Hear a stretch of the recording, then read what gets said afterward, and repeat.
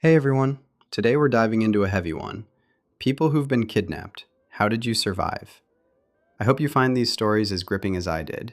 Sit back, relax, and enjoy the video. Almost. Age of 11.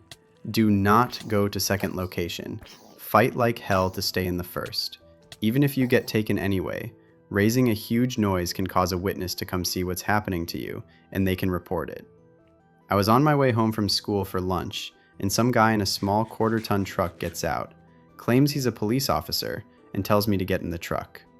Right away, I'm thinking I'm not going anywhere with this clown.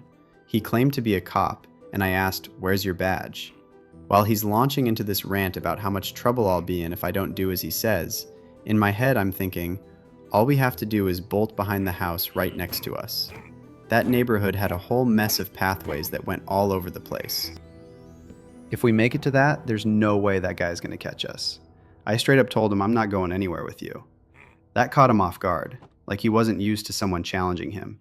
He got this scared look on his face and got back in his truck. Then he tries laying this bullshit on us. He's some secret undercover cop, and don't tell anyone he's there. Yeah, right. My friend and I, we both ran home and told our parents first thing. They called the cops, and we gave a full description of both the truck and the guy. The friend who was with me actually remembered the license plate. After that, I couldn't tell you what happened. We never got an update from the police and never saw that guy ever again.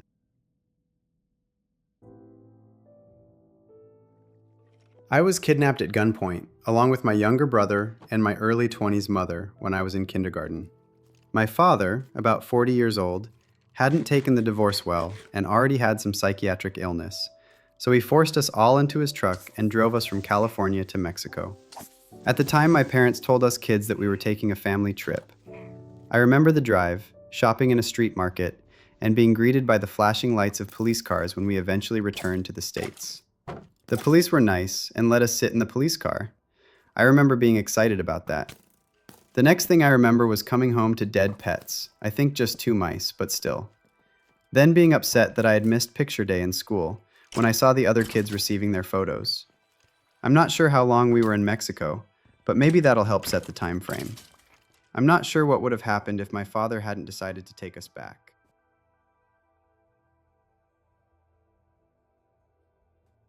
I was taken when I was only 7 years old. It was by a deeply troubled family member who told me he was bringing me out for ice cream. Instead, he left me on a bench outside of a bar because he wasn't allowed to bring kids inside. It was a rough biker spot in Las Vegas back in the 90s. I was young, scared, and didn't really understand why we weren't at the ice cream shop. Soon, that family member came out with 2 men who looked incredibly intimidating. One of them reached out toward me and gave a creepy smile. I didn't know what else to do, so I started scream singing Joan Osborne's "What If God Was One of Us" at the top of my lungs. They got so weirded out when I wouldn't stop that they just turned around and walked back inside. I was definitely a strange kid, but using scream singing as a defense mechanism was actually pretty smart. I was alone on the bench again until another man approached and asked where my parents were.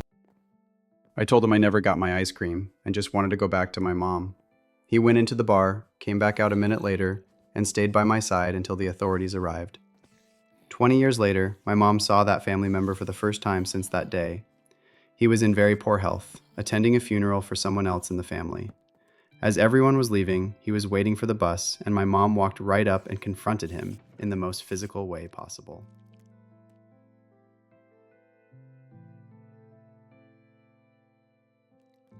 Not me, but a cousin of mine was kidnapped as a baby by his aunt and uncle and taken to Australia and raised as their very own child.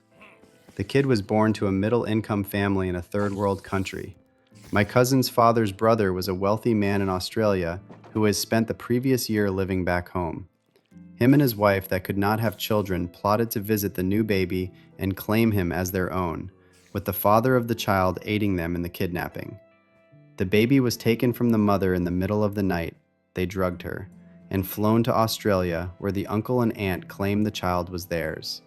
This happened in the late 90s, so I'm not sure how they did it, but regardless, the child was never returned to the mother. They ended up telling her where the child was, but threatened to have her put in prison and the child up for adoption if she ever spoke out, so she never did. My cousin was raised until 17 years old with his false family, until he found the truth by reconnecting with his mother through Facebook. When he turned 18, he confronted his real parents, and they admitted everything. The next day, he moved out and flew 12 hours to go meet his new family. Really fucked up story.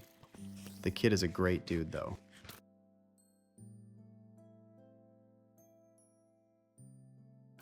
In 2008, I was 15. I'm a girl, walking home with a 14-year-old female friend, in a rich town. I moved a lot and mostly lived in bad areas except my 8th grade year, in this town, so I was always aware of my surroundings. I noticed a rusted red truck that I'd seen a while ago. I kept an eye on it and told my friend we should make turns that didn't make sense, like going in a circle.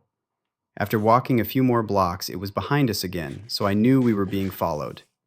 We had to go down an alley off the main road to get home. The two Hispanic men, 30s to 40s, said, "Hey," and we took off running behind a nearby house, hoping they'd think it was our home and leave. After a minute, we didn't hear the truck running, so we sprinted towards my house. They must have parked nearby because they were chasing us. We were so close to my apartment complex they couldn't catch up, so we got inside, locked the doors, called the cops, and my mom. We were holding kitchen knives till my mom got home. Cops didn't take it serious enough to rush over. They didn't file a report and thought we were imagining it. My mom was furious. I'll never forget, years later, after another moved, I was a junior in HS and saw pictures of their faces and the description of the red truck on the news one night, wanted for kidnapping and rape. Never heard of an arrest, though. Wish the officers took down my report that day.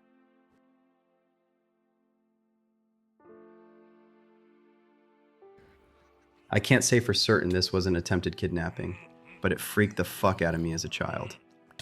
I was visiting the West Edmonton Mall with my parents and godparents and their older son, Steve. This was the mid-'80s and I was 10. The adults left me with Steve, he was about 15 or 16, and went off to do their own thing for the day. Steve was stuck chaperoning me through the mall.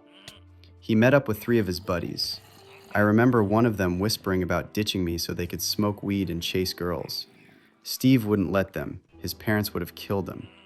So they were stuck with me, and I was bored as hell. They dragged me through all the teen cool shops. I was basically trailing after them. They didn't want to be seen with this little kid and didn't really want much to do with me.